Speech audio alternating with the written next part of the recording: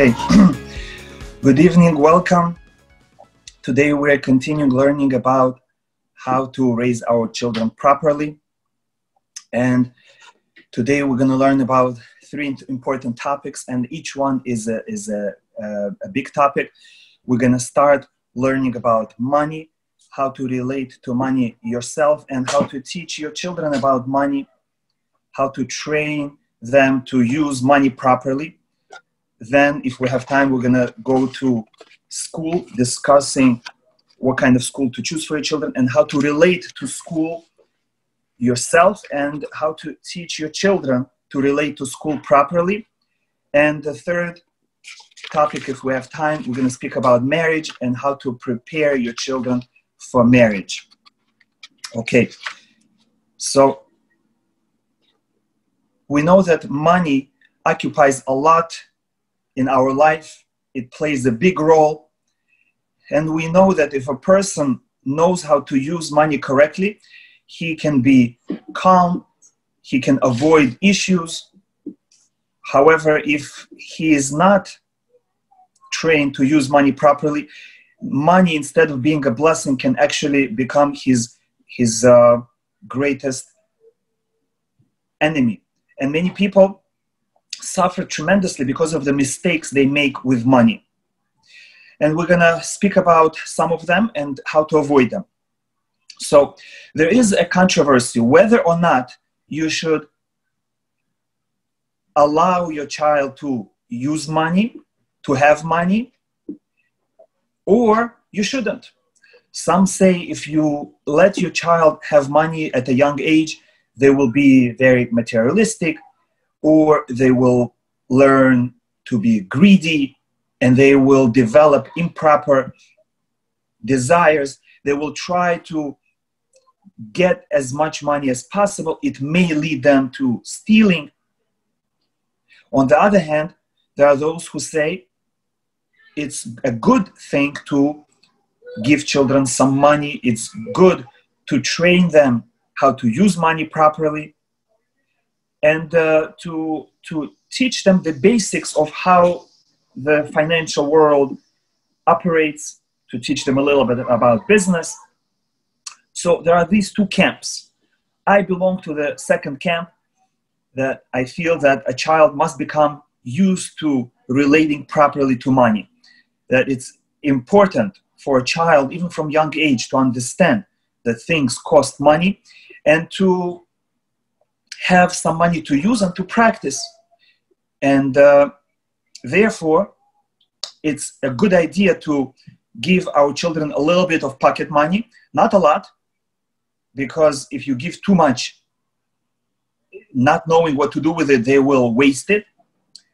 However, to give them a little bit of pocket money is important. And there are many sources that the children might get their money, either from you, giving them daily, weekly allowance, pocket money, and from their birthday gifts that their grandparents give, that parents themselves give. And some children even work. Depending on the age, they might babysit, or they might do certain chores in the house that they're not obligated to, but the parents say, if you want extra income, do this, do that, and I'll give you money. And we'll speak separately about whether that's a good habit or not, to pay your children for work they do at home. But nevertheless, there are various sources of money. And sometimes, even if you decide, I don't want to give my children pocket money, they might get money from elsewhere. For example, the grandparent will come and give them a gift. And even though, according to Torah, as long as a child is dependent on you, you have the right to take their money, but that's not advisable to do, because nobody wants their money to be taken away. And even though legally your children's money are yours, but it's not something you should be doing. If a child received money from a grandparent, from a cousin, or he found money on the street, you should allow him to keep it. But we're going to learn what to do with that money. So whether you give the money or grandparents give the money, or they earn money by doing a job at work or helping a neighbor. What's the proper attitude for children to relate to that money? Before we continue, I would like to speak about children working. I remember that when I was in high school, when we just came to the United States, I tried, like all my friends, to find a job at a local restaurant or at a local business, doing simple work for minimal wage. And all my friends were getting jobs and I wasn't. And I was a little bit surprised and upset why all my friends are earning money and I'm not. But then some years later, I realized that all my friends who were working for the minimal wage, they were not putting enough time into school. They were not able to go to a good college. They were not able to become professionals. However, because I did not get a job, I had happier childhood. Instead of being a busboy or waiter, I was playing outside with my friends, riding bike, playing soccer, spending more time doing my homework, enjoying life in general. So then I understood that it was a kindness from God. At that time in my life, I didn't know about God, but still I understood that it was the best thing that happened to me, that I did not get any of the jobs that I applied for, because there was something better for me to do at that moment. So we should not try to encourage our children to get a job, but rather they should enjoy their childhood and they should do well in school. However, there are times when a child should get a job, and that is when the child is bored, when the child is not interested in school, when the child is getting involved in inappropriate bad behavior. So at such times, one actually should encourage his child to do something with his life, and in particular to get a job. This way he will feel better about himself, he'll develop self-confidence, and the worst enemy of a child is boredom, and you will help him to avoid. But otherwise, if you're not in great need of money, and if the child is not bored, he has friends, let him enjoy and not get a job so fast. Because keep in mind that if a child or even a teenager or even a young adult will get a job, it will most likely pay very little. If he can invest that time, instead of working, he can learn a skill, do better in school or in college, and work on himself, developing his character. In the long run, he will gain much more from the time spent than doing a minimal wage job. So again, unless a family is in poverty and they need all the income they can get, or the child is bored to no end, otherwise you should not encourage children to get a job, but rather to use the time wisely to develop themselves. Now, when a child gets gifts from grandparents, parents for his birthday, or the child earns, or the child finds money, you should explain to him that he is able to treat money like an adult, and therefore he can separate 10% for tzedakah, for maaser. He can set aside a certain amount of money to spend, and he should set aside the rest to save. Because explain to him that this is a responsible and proper thing to do for adults. Why? Because if you don't need to buy anything right now, don't feel that since I have this money, I must spend it. Some people live like that. I remember when I was teaching in a high school for boys, there was one boy who used to work every free moment of his life. Besides school, he used to work at a restaurant. And I asked him, how much money do you save weekly? And he said, Rabbi, whatever I earn, I spend the same day. I work for a week, I get my check or cash, and that same day that I earn, I go and spend the whole thing. I work for a week and I spend for one day.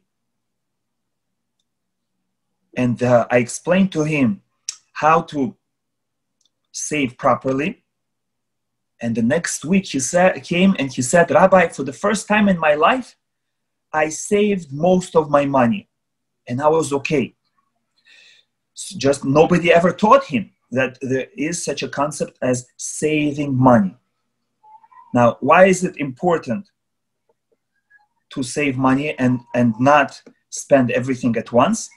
And that is important for a few reasons. Number one, when the child buys whatever he wants, he is training himself for immediate gratification. I am hungry, I go to a restaurant and I spend and eat. Even though I can go home and eat, my mother cooks well, and instead, because I want instant gratification and I don't want to wait extra 10, 15 minutes to get home, I spend $10, $15, $20 every breakfast, lunch, and supper, and soon no money left. So it teaches a person to be impatient, to be very materialistic, to indulge in everything he desires, to act impulsively.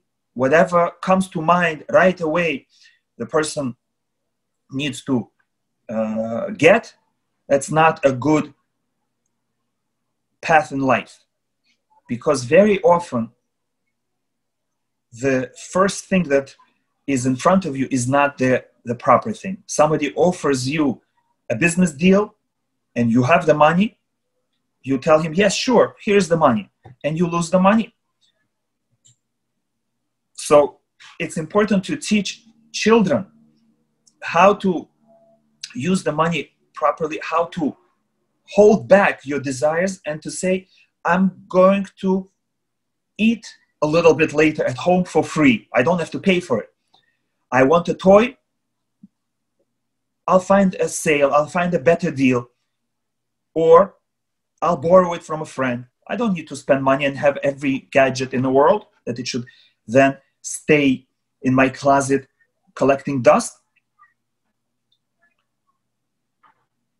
And one of the main reasons to teach them not to spend everything and to save for later is because in life often you don't have unlimited money.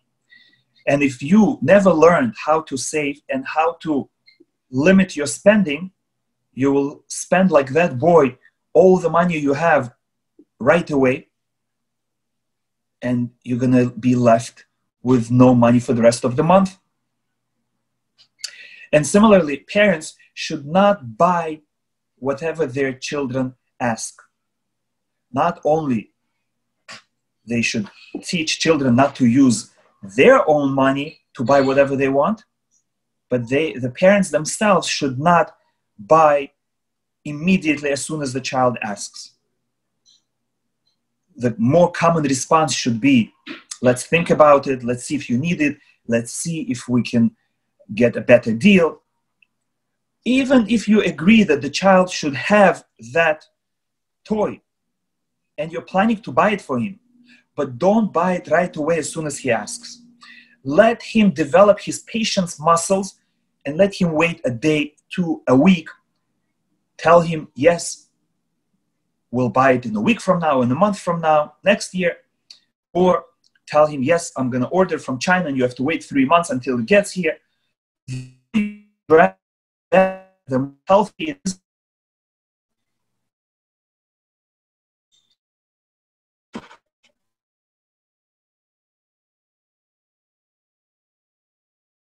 in school that helped him for the first time in his life to save. What I told him is what I learned from a secular author. I don't remember his name. He said that before you start spending your paycheck, set aside a certain amount for savings and only then spend. this is a famous advice given by many, that don't say I'm gonna spend and whatever is left I'm gonna save, because most of the time it's not gonna happen. But do the opposite. Let's say you earn $1,000 a week. Don't say, let me pay my bills and whatever is left at the end of the week, I'll put in my savings. But rather say, how much do I want to save every week? And say reasonable amount, $200, $300 I want to save every week.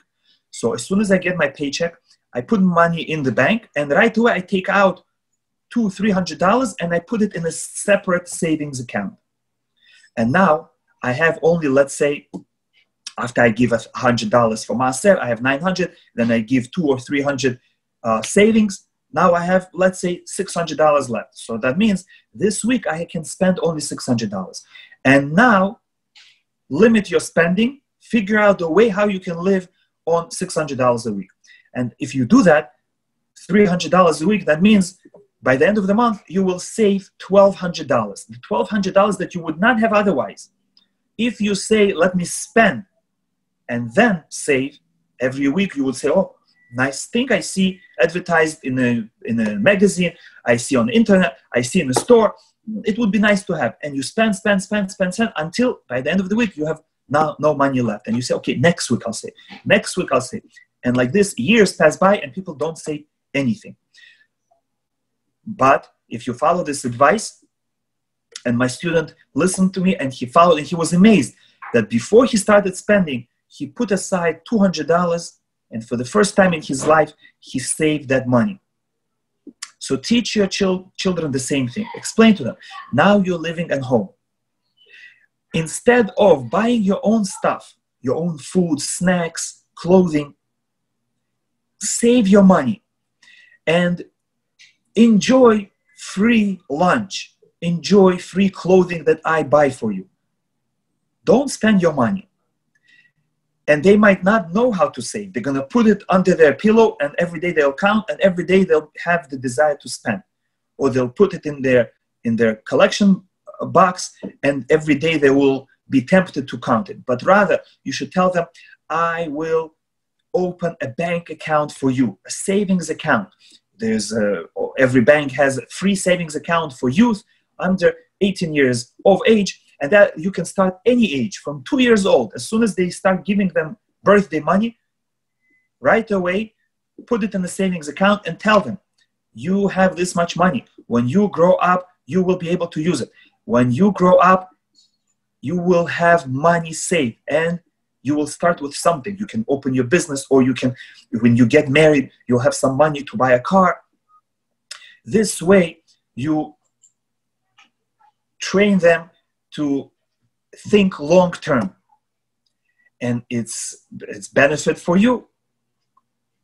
Whenever your children in the future will ask to buy them a gadget or a toy, and you don't really want to spend the money, you can always tell them, you know what, I don't want to buy it for you, but I allow you to buy it with your own money. Or you can say, I allow you to buy it, but because I don't think that you really need it, I'm willing to split it with you. And they'll be more than happy to split it with you or to spend their own money on it for the whole thing. This way, it will save you money. You are helping them to save money in the bank account that you control. And whenever they want to buy something, instead of spending your money, you spend their money. So that is a second reason for you, for your benefit, to encourage your children to save money. Number one, they will end up with something when they grow up. And number two, it will offset your expenses and you will not have to spend as much money because now they will be able to contribute in addition to you. An important skill to teach your children is never to borrow money unless you have a way to pay it back. For example, sometimes children trick their parents. They go to school and they don't have money. Or their parents didn't allow them to take a certain snack. So they go to school and they borrow money from their friends. And then they come home and they say, "Mommy, I needed to buy something and I borrowed money from my friend and I have to pay back. Can you please give me $2? And this way, they are tricking you into giving them money for something that you would not approve to begin with, but now that they borrowed money and they owe, you feel obligated to pay back their loan. So you have to train your children that if they have money, they can spend. After giving them a whole lecture about how to control their impulsivity, not to spend right away when they have the desire, how to look for a better deal, how to save money, how to use the free lunch at home. But after that, if they have the money, they can spend. If they don't have the money, teach them that if you don't have the money, you don't spend money, you don't borrow. You don't spend what you cannot afford. This is an amazing piece of advice that every child must hear from his parents, because it will save them a lot of headache. It will save them a lot of money in the future, and a lot of stress for them and for their family. By not borrowing when you don't have a definite way to pay back, you will save yourself a lot of stress. Now,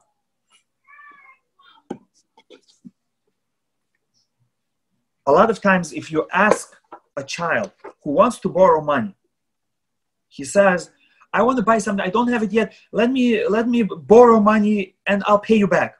And you ask him, "How are you going to pay back?" He's going to say, "I don't know, we'll see. Somehow I'll get money." So that means he doesn't have a definite way to pay back. What is considered a definite way to pay back the loan?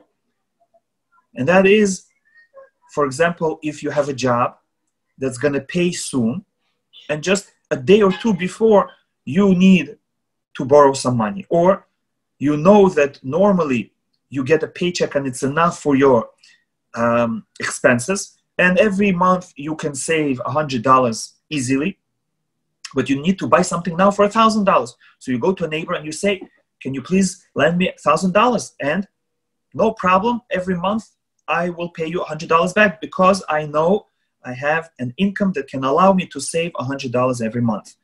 So that is considered a known way how you're going to pay. But if you don't have an income, and your income only covers you from paycheck to paycheck, so you don't have a known way to pay back, you yourself as a parent should never buy on credit, borrow money from friends, relatives, and neighbors, because you don't have a way to pay back. And it's irresponsible to borrow and then hope that it's okay, I'll figure it out. Because if you do that, you're teaching a child a skill that will harm them. You're teaching them to be irresponsible with their money, to borrow without knowing how they're going to pay back. In fact, Chazon Ish advised anyone, whether you are a child or adult, never to go in debt. Now, even though the United States is built on borrowing money, on mortgages and credit cards, you should only use it to your advantage, never out of weakness. Meaning, I really want something and I don't have money and I don't want to wait, so I'll buy it on a credit card, and even though I will not be able to pay the full amount at the end of the month, and it will accrue interest, still I'll do it. That is irresponsible.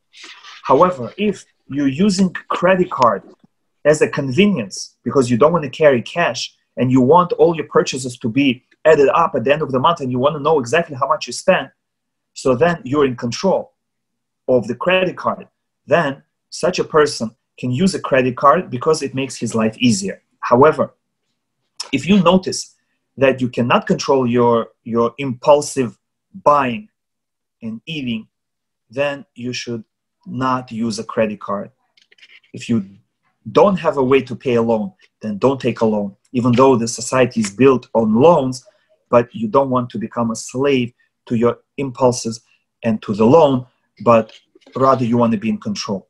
So taking a loan to improve your standing, taking a loan to bring yourself a step up in your finances is a good idea. But taking a loan just because you are impatient, just because you have desires and you don't want to wait, is improper. So a parent should show example and show, yes, I want to buy a new couch, but I'm not going to buy it on credit card because I will not be able to pay the full amount at the end of the month. And it's irresponsible to pay such high interest for a couch. I can sit on a chair. And by the way, in Shema,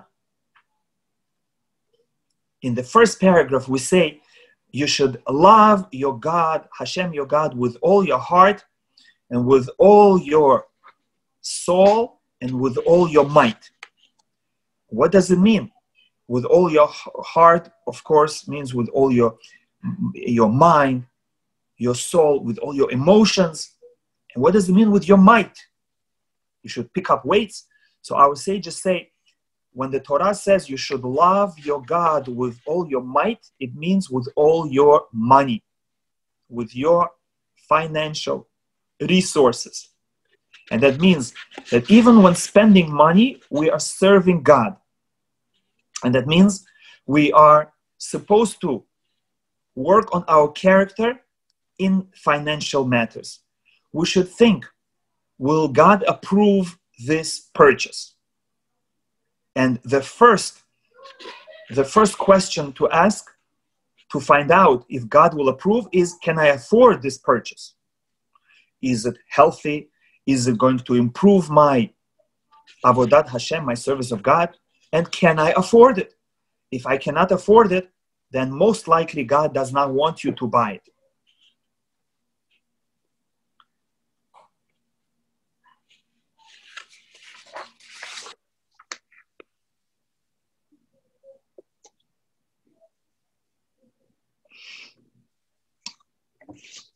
Another reason to train children not to spend all the money they have is to train them not to be too materialistic and to learn to live with less rather than more.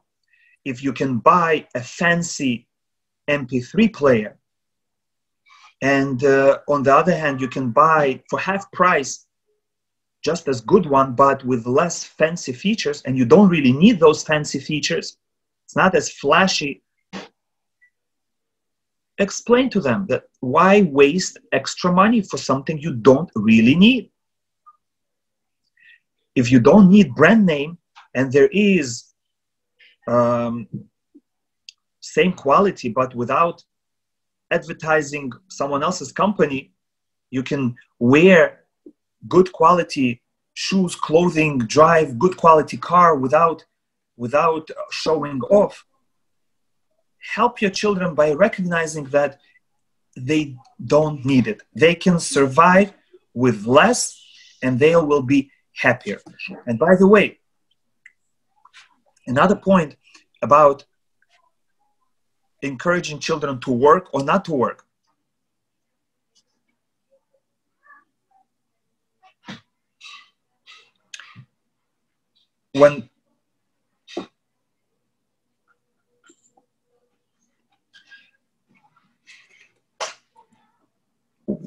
When children go to work and they earn money, they might develop love for money.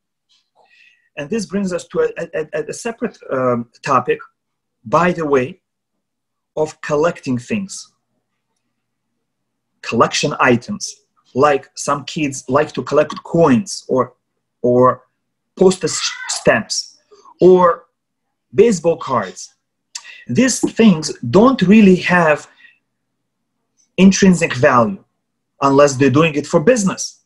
But otherwise, if a child wants to have coins, he cannot use them, he cannot play with them. So the only reason he's gathering them, collecting them, is to possess, to have. And that teaches him that just having without any use is good enough. And that's wrong, because it causes a person to waste his precious time to earn money and to buy things to collect that will not improve his life. And the same thing with money.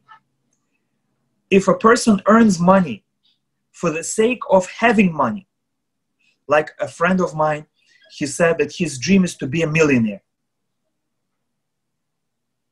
And I asked him why. And he said, just to have $1 million. I just want to be called a millionaire. So he doesn't have a goal of what to use it for. He doesn't really need it. The goal is to possess it. And that is dangerous, because this attitude will only increase. It will increase people's greed, selfishness, and worst of all, it's going to waste a lot of their precious lifetime. And what about a hobby? If a hobby develops person's mind, person's skills, or it keeps him off drugs, keeps him occupied with something useless, but at least he's occupied with something not negative, then it's okay. If it keeps him off the street, away from the bad company, it's okay. There is a purpose. If because of it he's not depressed, it's okay. But other than that, collecting things that are not useful and you cannot play with them is a waste. So the same thing with working. You should train your children that working at a job has a purpose. The purpose might be doing what you really want to do. For example, a person wants to be a teacher. So he goes to his work because he loves to do it. He loves to work with children. He loves to impart knowledge. He loves to improve people's life. So that's a good, noble profession. Or a person is a doctor and he goes to work not because he wants to get honor or money, but rather because he wants to heal people. He wants to save lives. That's good. But if a person would rather not go to work and he's only going because he needs money, so then the purpose of work is to earn money. And most of us fall into that category. Lucky is the person who goes to work because he really loves it. So if you are like majority of people who go to work because they need money, you should train your children that earning money and going to work is not an end. It's the means. And as such, we should treat money as the means and not the end. Therefore, we should not collect money just to have a lot of money. We should collect money for a purpose. To invest in business, to improve someone's life, to save someone, to redeem someone. Otherwise, live your life. Otherwise, spend time doing what you love. Let's say you are an accountant and you don't love accounting, you just do it for money. But what do you really love doing? You love spending time with your family. You love going fishing. You love learning Torah. You love having an intelligent discussion with your friends. So that is considered life for you, what you love to do. So don't increase your working hours to have more money. Work only the amount of time that is necessary to earn the money to allow you to do the things you love. And the rest of the time spend living. And tell this to your children. You go to school. You come home, you do work, homework, you do household chores. Spend the rest of the time enjoying life. Don't go to work unless you really need money. And therefore, if you limit your desires, your expenses, you're going to need less and you will have to work less and you will have more time to live more. As it says, Abraham and Sarah, they were old, they were coming with their days. What does it mean they were coming with their days? They were full of days. What kind of days? The sages say they were full of life, living days. Days that they used for good, not work hours. The time you spend on commute to work, from work, and the working hours are not part of your life because you're not doing what you really want. It's part of slavery to work for money to survive. Once you have it, that's it. Stop slaving and start living. That's what you train your children to relate properly to their work. Only to work as much as necessary to live, and the rest of the time I live. And of course, it's important also to show your children that it's good to do things for free. It's good to volunteer. It's good to do chesed, kindness to people. It feels good. Show them that you're enjoying helping people and encourage them to volunteer, to help out, and tell them it's not worth it to charge money if it's not a lot of money. The feeling that you get from doing things for free is so good that a small amount of money will not replace it. So instead of getting paid as a child $2, $3 an hour, $5 an hour, even $10 an hour, if instead I can help my neighbor, a friend, for free, and he will appreciate it forever, and I will feel good forever, no money can buy such a feeling. So someone asked a question, how to get the kids to do their chores without paying for it. So the first step is not to start. Once you start, they will expect it. You can give them extra privileges, like that they will spend time alone with their parent, but you should not do it as a payment. We spoke in one of our previous classes, and we might have another class to expand on the idea how to encourage children to do their chores, to do their homework, to fulfill their responsibilities. And now that we're talking about money, I'll say that it's not a good idea to pay children for their work, because you're teaching them that you always have to get paid. You don't do things for free. You don't volunteer. You don't do chesed, and that's not good. And plus, you have to constantly remind your children that they're part of the family. And being part of the family means not only that you enjoy, but it's like in communism. You give whatever you can, and you take whatever you need. So you provide them with all their needs, and therefore they are expected, and they should be happy to do everything that they can for the welfare, for the benefit of the family.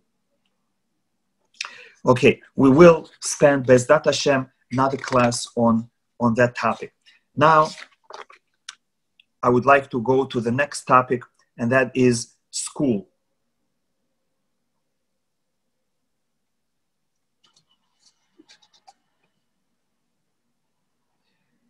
Any school-age children will spend a lot of time away from home. They will spend a lot of time in school. And therefore, we have to realize what's happening with them when they leave the house. What's happening is with most children who don't have the best teacher or Rebbe or the best set of friends, they will miss home. They will miss their parents' attention. They will miss their parents' love. So going to school for many children will be stressful. And they will try to replace that missing connection, that missing love, with something else. Some children might develop a connection to their teacher or Rebbe and look in them for the source of love. Some might look for the replacement in their friends. And they will be drawn to this friend and this friend. Can this friend give me attention and love? Can this friend give me attention and love? And whoever the first person is who is going to give them attention and love, they will be attached to. And so we have to make sure that we give them enough love and attention at the time when they're home so that they do not search for it outside of home. Because since we're not with them at that time, they might find, God forbid, inappropriate source of attention and love. It might be a bad friend, or it might be addictive behavior. So a very important idea that always, and especially when the child is of age to go to school or even kindergarten, is to give them so much love and attention that they will feel that they don't need any more to look for love and attention outside. They will be confident that they are loved, that they are respected by their parents, that they will not need to depend on other people to give them this love and attention. Now, when we choose a school for our children, we have to pay attention not only to academics, not only to the amount of information they will stuff into our children's brain, but also whether or not the school tries to develop the child's character, whether or not the teachers are trained and put in effort to develop child's character. For example, that the school values recess time, and it has adults, teachers, rebbeim, during the break observing children and guiding children and teaching them how to play. And during the lunchtime, the teacher and the Rebbe are there with the students, observing them and teaching them. Often, children learn very important skills while on a break, lunch break, or a play break. For example, they will learn that there are other children that they have to consider. They cannot always have the ball because maybe another child is playing with it. They have to be patient. Or they don't always win. That's a very important skill to have, to understand that you don't always win. Sometimes you lose in a game. You don't always get what you want right away. So even playing activities are very important for child's development. This is part of education, and therefore a school, as well as parents, should understand that playtime is very important educational moment. And therefore, you need to find a school that values not only factual learning, but also developing children's character traits, school that teaches children to play properly and guides them even during recess and even during lunch. Now, another idea in choosing a school, and this may be a controversial topic, is, if possible, to choose a school that is not co-ed. And that is for the simple reason that when a boy or a girl are surrounded by children of the opposite sex, they often forget about school. They forget about the subject matter in class, and they only think about their own looks, their own behavior, and trying to attract the opposite individual. And so the time in school becomes wasted. They learn less and they become more self-conscious. Instead of leaving the time to worry about your looks for when they become of marriageable age, they start worrying about it already when they are for a whole decade before they're ready for marriage. So it takes a lot of their mental ability. It lowers their self-esteem, constantly being cautious and on the lookout. What is she thinking about me? What is he thinking about me? Many studies have been done that children enjoy themselves more when they are among only boys or when they're among only girls, because then they can actually enjoy the game. They can enjoy and pay attention in the classroom without worrying about what the opposite side is thinking about me. Both religious and secular studies have been done and recommending that, if possible, children should spend more time in single gender environment. And if we look at schools of last century, even in 1950s and before that, it was accepted that there were girls' schools, there were boys' schools. And it is healthy. That's just on the surface for a secular reason. For a religious reason, it's important to send a child to a school only for boys or for girls because it's a big test. And constantly having individuals of the opposite gender in your vicinity poses great risk for young developing minds and bodies. And most children cannot handle this test. They fall. Majority of children. Even in an all-boys school, an all-girls school, children report that it's very difficult for them. But in a co-ed school, it's almost impossible to stay pure. And the statistics show that majority of children in a co-ed school are involved in inappropriate behavior before they graduate. Unfortunately, even in yeshivot. So as much as possible, help your children and keep them in a single gender school. It will help them with their self-esteem. It will help them to enjoy life more, and it will protect them from unnecessary tests.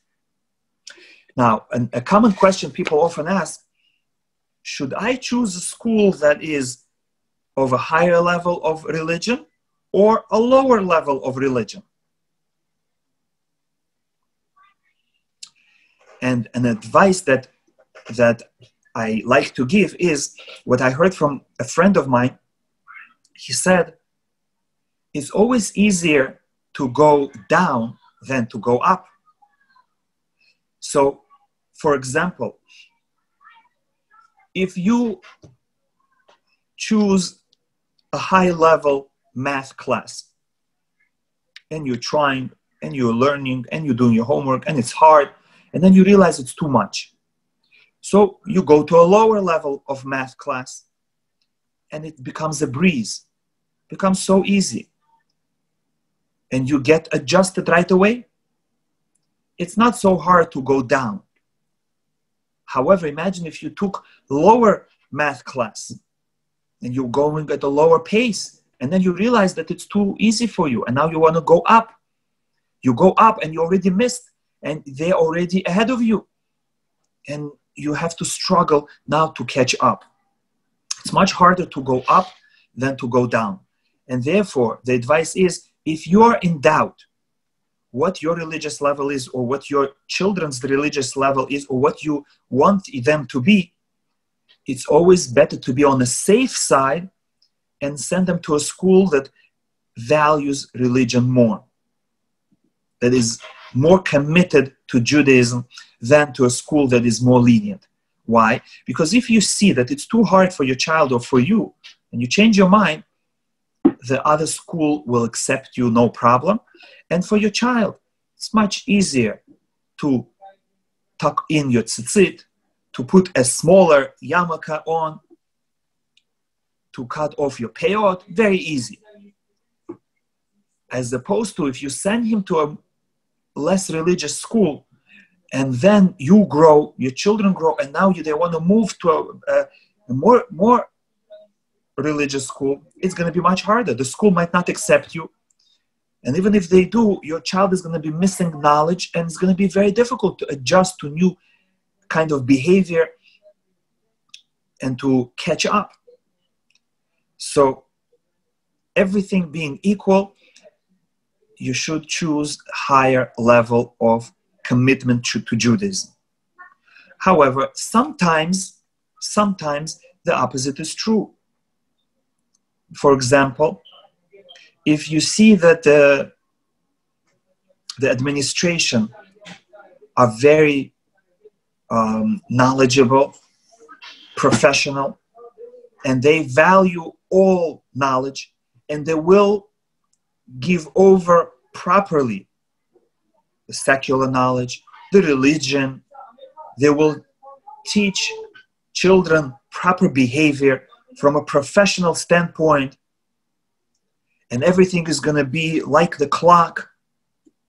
So then it could be that since there's a lot of control, a lot of the children are going to be taken care of very well, it could be such a school is better, as opposed to a school where they ascribe to a higher level of religion, but it's, as they call it, Hefkerwelt, a situation where everything goes, where there's no supervision, there's not enough staff, and children are doing trouble, and they're not learning. Such environment is not healthy for a child. For example, when we were choosing school for my children, we went to a few schools, and we had a choice between a school where religious education is on a higher level, but secular education is on a lower level. And we had another choice where both religious and secular education is on a good level, not being one too high and one too low. And we had an interview with both schools, and we were accepted to both schools. And I went to the principal of the first school where the secular education is on a lower level, and I told him my concern. I said, I feel it's better to do something well than to do it poorly. I feel it's better not to do something than to do it poorly. So I said, I would prefer that you should have a higher level of religious education and no secular education at all, and I'll take care of it myself, than to have a very low level of secular education where children learn to disrespect their teachers, where children learn to waste their time, where children learn to be chutzpah, to do trouble. And the principal said, yes, I agree with you, but that's the kind of school we are.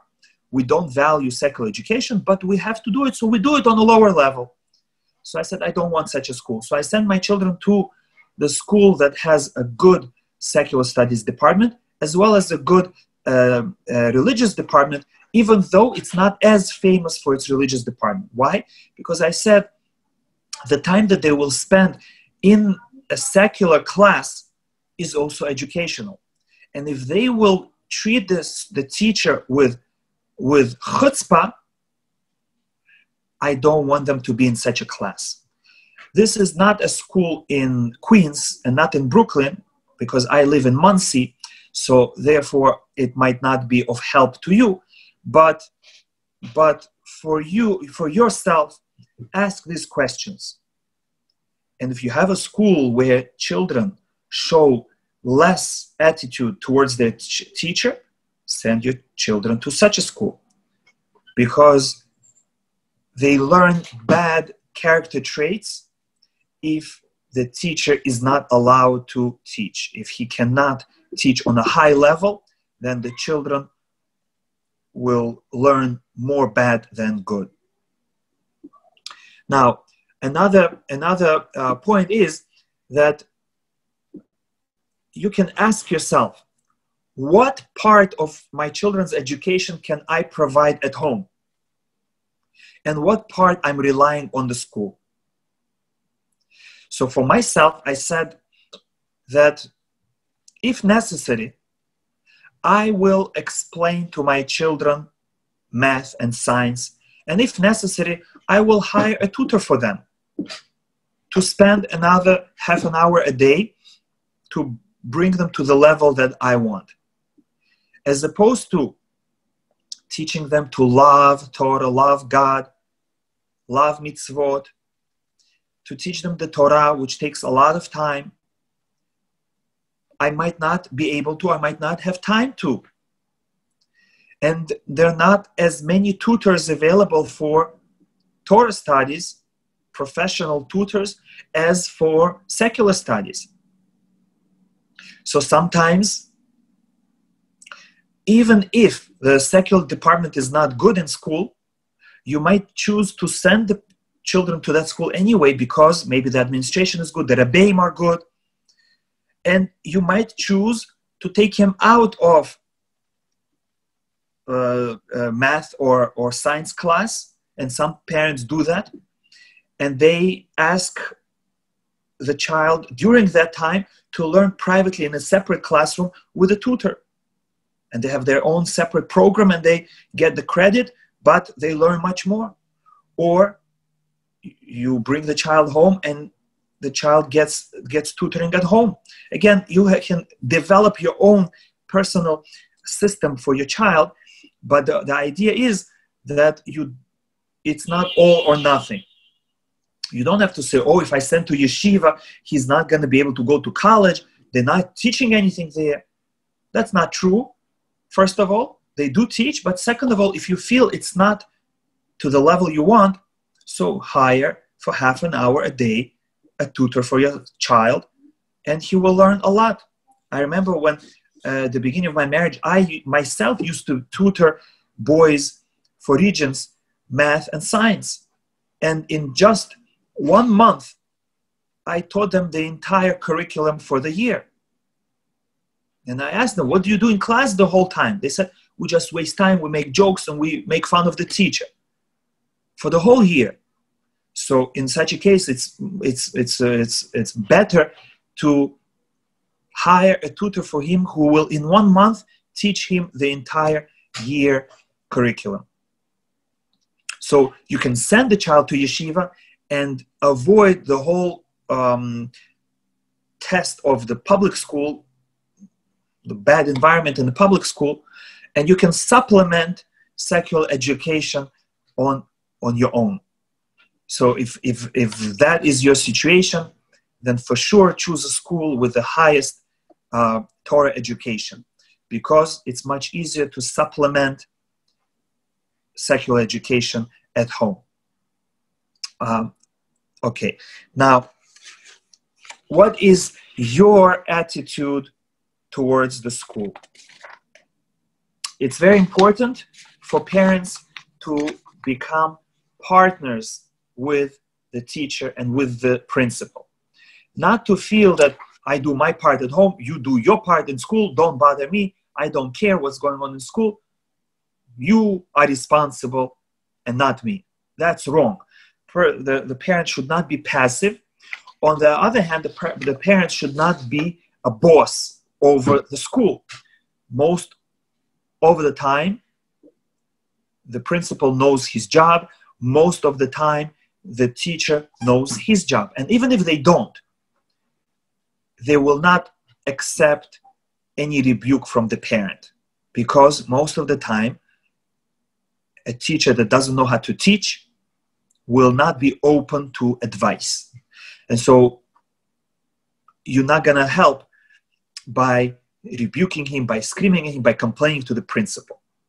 What you can do is become a partner and say, at the beginning of the year, nice to meet you. If anything is wrong with my son, please call me. Can I have your number? Can I call you? And once in a while, you do call. And you ask, is everything okay? Anything I need to do? Anything I need to be aware of? Please, I'm on your side, tell the teacher. Please feel free to share with me whatever is going on. And you should always be on the side of the teacher, because most of the time, the teacher is right. Most of the time when children complain against teachers is because they're lazy, because they just feel that the teacher picks on them, but really, that's not true. Really, the teacher picks on everyone. Whoever doesn't want to learn, the teacher picks on. It's very important that if a child comes home to complain, you tell him, I'm open to listen to you, but you should know that I will call the teacher to find out what happened, to find out their side of the story. Because often children misinterpret events, they exaggerate, and when they come to tell you, they change things around and they say what happened later first, and what happened second, what happened first, they say second. And so they might look innocent and say it's his fault, it's the teacher's fault, it's the friend's fault.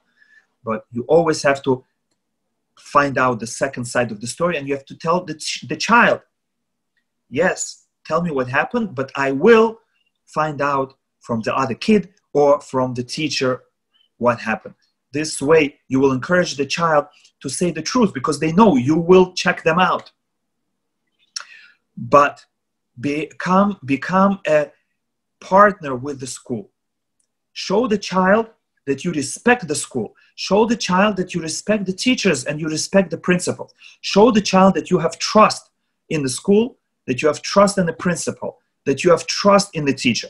Never speak badly about the school or the teacher or the principal, because then the child will lose all respect towards their teacher, and they will not be able to accept from them.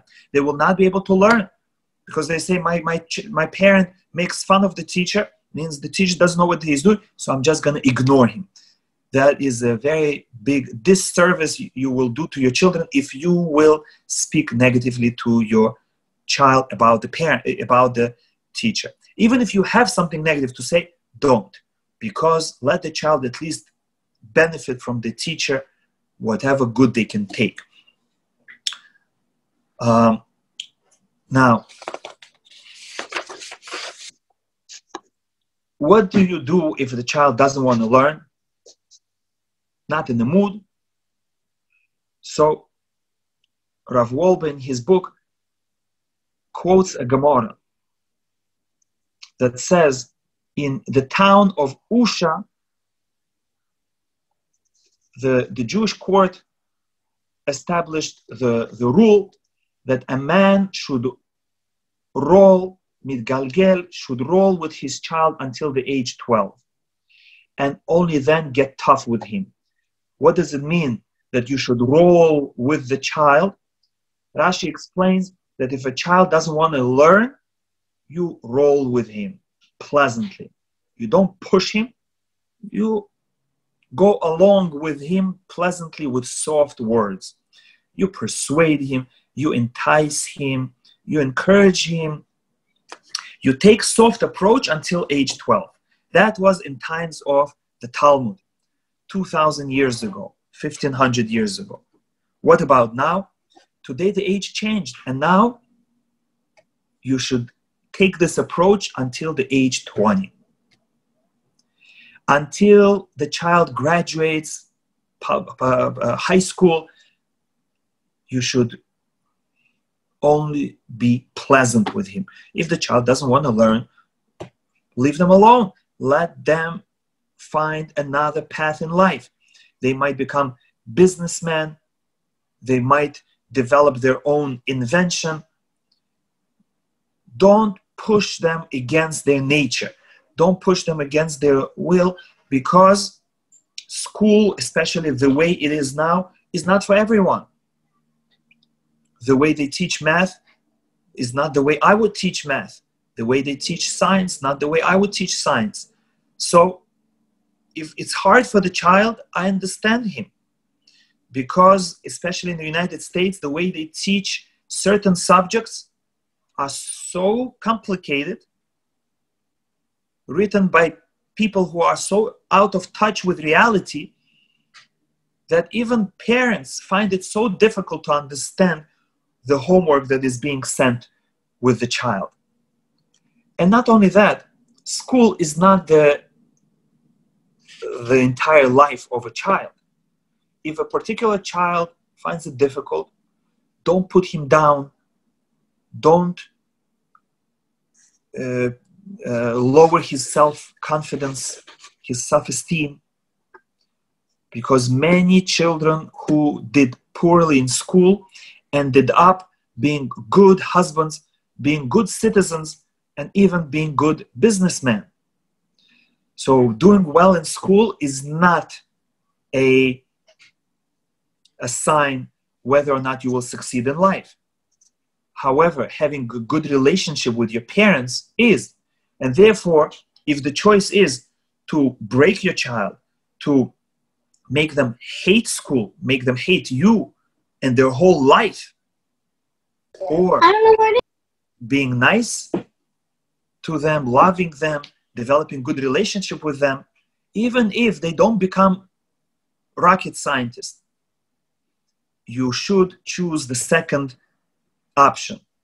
It's better the child should have self-confidence that even though I'm not good in math, I'm still a good person. My parents still love me. As one of my students said, that when he brought 100 to his father said, "Why didn't you get 110?" And maybe the father was joking, or maybe he expected his son to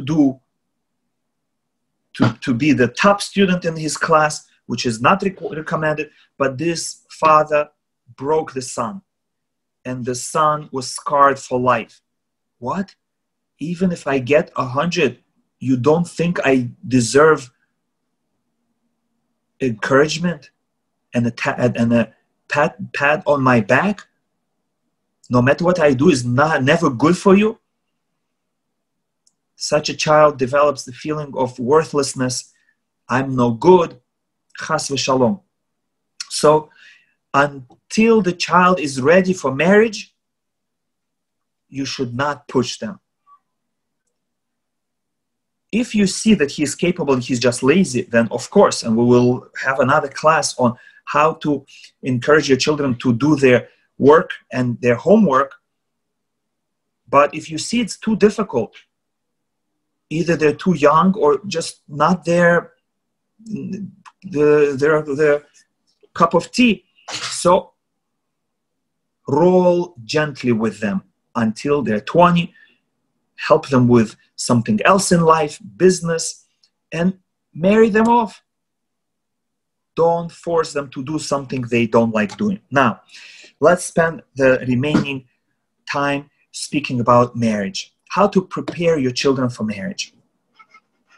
And I'm going to be brief, but I'm going to tell you very important advice. Number one, to prepare your children for marriage, you have to speak about marriage from their young age. You have to tell them when they're young, you know, One day you will become a father. One day you will become a mother. One day you will get married. One day you will have children. And play roles with them. For example, you can say, when you have children, you will do such and such with them. You can do this and that. So that it becomes a reality in their mind that, yes, one day I will become a father, I will become a mother, I will become a husband, I will become a wife. This way, they will prepare themselves mentally. Another piece of advice is to set early age for when you think is appropriate for them to get married. And the earlier the age is, the faster they will become ready. For example, if you tell them, you know, I wish you can get married young. I think it's good to get married young. You start your life early. You have children early. You don't suffer being single, searching for your soulmate. You find your soulmate right away. You have children. You live together happily. You enjoy life together. And you're young when you have your children, so you can have more time with them. And you speak about it, and the child thinks, okay, you know what? It's a good idea. When I'm 18, I'm going to get married. So again, they are preparing themselves. When they're 18, they get married. And there is a double benefit. Number one, when they're 18, they will actually be ready because they're thinking about it. And they're actually taking action. For example, they will learn how to do laundry, how to wash dishes, how to cook, how to fix things in the house. They will actually be happy to learn these skills because they tell themselves, soon I'm going to have to get married. I better, without you telling them, I better learn these things. It's important for me because soon I'm going to get married. By the time they're 18, they will be perfect candidates for marriage immediately. And the second reason, and that is very applicable now, is that adolescence, teenage years are very difficult for all children. And we're going to have a separate class on teenagers, Bezat Hashem, soon. So since this time is very difficult for them, you should try to limit it as much as possible. Don't extend their teenage years into their late 20s.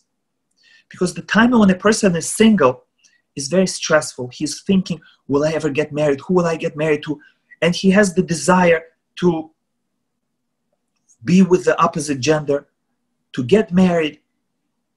And if he thinks to himself, when will I already get married? Oh, it's going to be in another 10 years, in another 8 years, in another 5 years. I can't wait so long. And their suffering becomes so much more difficult to handle. But if they are 14, 15, and they are having a hard time, and they think to themselves, when will I already get married? And they say, oh, another couple of years. So it makes their struggle easier. So by telling them, don't worry, when you will be 18, if you're ready, if you want, I'll help you to get married. It will make it easier for them to handle those teenage years that are very tough. And it's very important to teach your children communication skills while they're young, not when they get married and then they get into trouble because they cannot express their feelings or their desires and they have to go to a marriage counselor, but to start talking to them, how to speak properly, what to say, how to say, what tone of voice. And it's a good idea to get them a book on communication and maybe even read it together with them. A good book is Dale Carnegie's on communication, or for example, how to make friends. Very important skill at any age. In school, how to communicate with teachers, with friends, how to communicate with your siblings, with your parents, and especially with your spouse. That is a very important skill to teach young children before they get married. And as every Bukharian father and mother know already, you teach your children practical skills: how to cook, how to sew, how to do laundry, and how to use a vacuum, how to do shopping, how to fix things in the house or in the car. All this will be very useful for your children and will give them confidence. Now, I will open the floor for questions, and if necessary, we'll have another class devoted specifically to marriage and skills necessary to teach your children. There is much more to say, but I have given you the most important advice. Okay, now let me see the chat.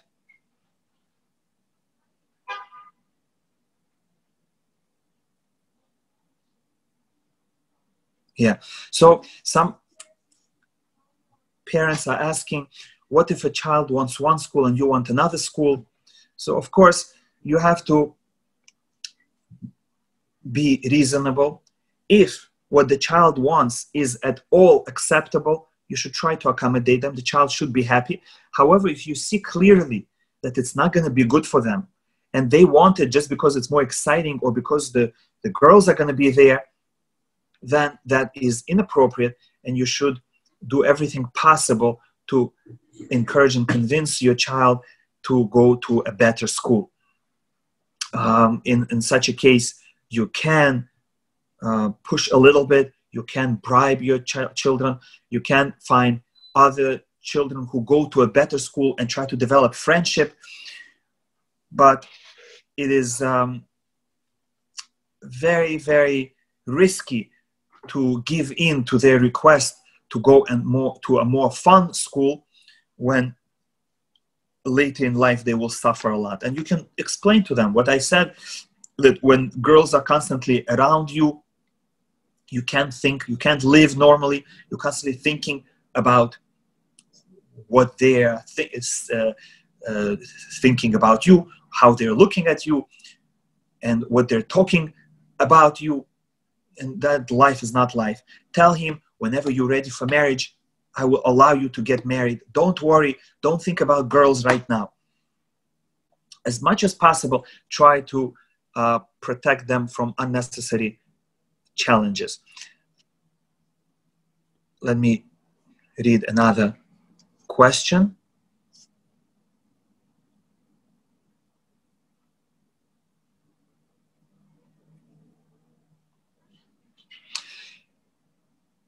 Another parent is asking if they're not on such a high level religiously, but they would like their children to be on a high level. Is it a good idea to send their child to a more religious school? And the answer is, of course.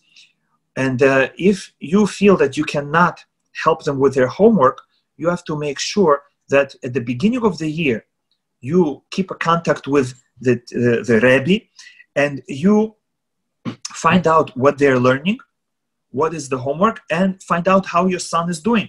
And if you see that he needs more help, don't wait, but hire them a tutor right away. A nice person who is gently going to teach your son or daughter a few minutes a day, either on the phone or in person, 10 minutes, 15 minutes a day, a half an hour a day. It's worth the investment of money, effort, time, because your children will be more free in the future. In the future, if they want to go down a level, it's going to be no problem. If they want to stay on a high level, they'll be ready. Now, another parent is asking,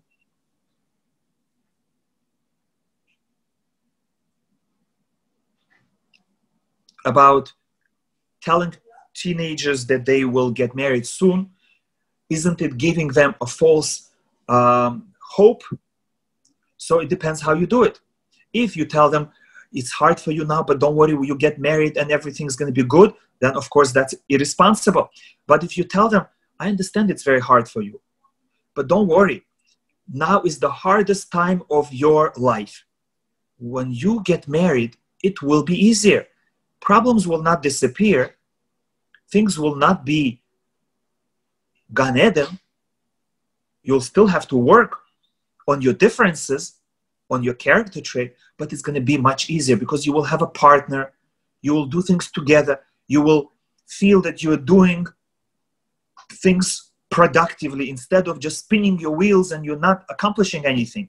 You're living year after year and you're not building your family. You're not growing, you're raising your children. You're not developing a relationship with your wife. You're just living alone. You will feel good and your struggles will have a meaning. And you will be more mature and we will help you and your wife will help you and your husband will help you. It's not going to be easy, but at least it will be worth it. So you also tell them that don't worry, even if you feel that now you're not ready for marriage, but I will help you. I will train you. I will prepare you. Don't worry. I will not throw you to the dogs. I will give you all the necessary skills to prepare you for marriage. As soon as you turn 17, 18, we will give you proper guidance. We'll help you to find a husband or wife, and we'll help you to start off.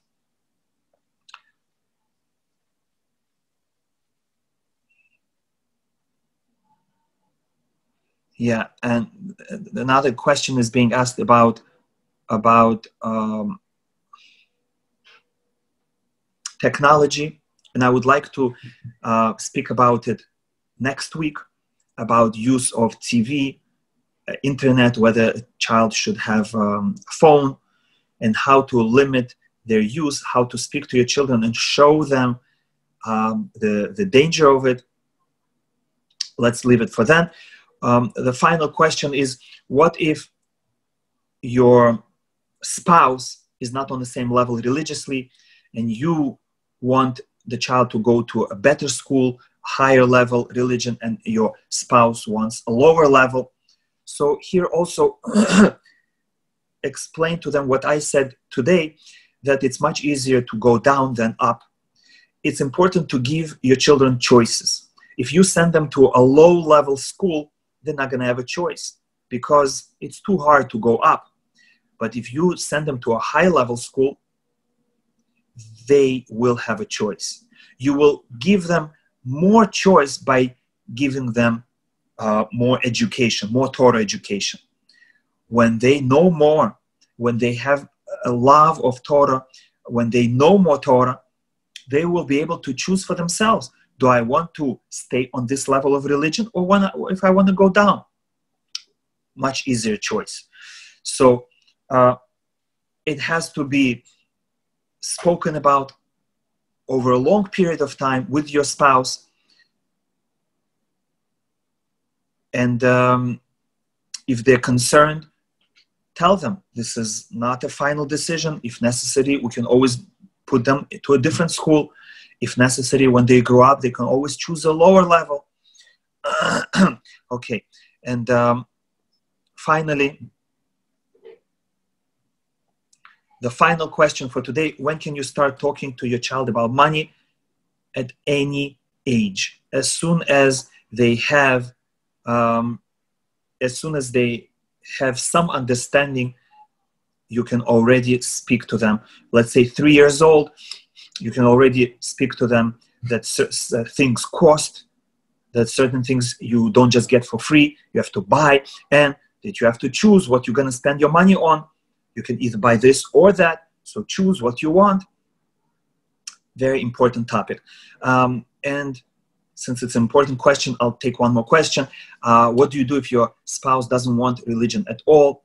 So here we have to be very pleasant. There has to be communication. And ultimately, you have to know that if the spouse completely refuses to take into consideration religion, you have to do your best in any given situation. And you have to remember that fighting, breaking the marriage apart, is not healthy. It's better for the child to go to public school and have loving parents, when parents are together and have a good relationship with the parent that is more religious, and the parent should inspire the child, encourage the child, make him strong, and teach the child privately, if necessary, hire an afternoon rebbe or a tutor, learn with the child themselves, to develop love between them, so that when the child grows up, he will choose the proper path himself, as opposed to fighting, and the child will be so broken down by all the fighting that he will just turn off from the whole world, and the yeshiva is not going to help. It's a sensitive issue, very difficult issue, unfortunate issue, but not everything is lost. If there's peace, you can still make things work. Thank you very much for joining. Next week, Bezat Hashem, we're going to continue. And this class should be available, like all other classes, on the Emet website and eventually on YouTube. Thank you. Shabbat Shalom and good night.